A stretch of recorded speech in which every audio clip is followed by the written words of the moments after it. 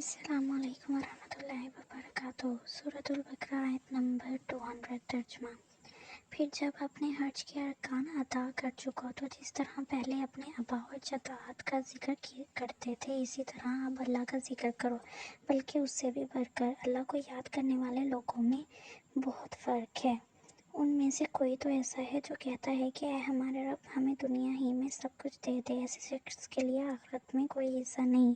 تفسیر: اہل عرب حج سے فارغ ہو کے منی میں جلسہ کرتے تھے، جن میں ہر قبیلے کے لوگ اپنے باپ دادا کے کارنامے فخر کے ساتھ بیان کرتے اور اپنی بڑائی کی ڈینگی مارتے تھے۔ اس پر فرمایا جا رہا ہے کہ ان جاہلانہ باتوں کو چھوڑو، پہلے جو وقت فضولیات میں صرف کرتے تھے اب اسے اللہ کی یاد میں اور اس کے ذکر میں صرف کرو۔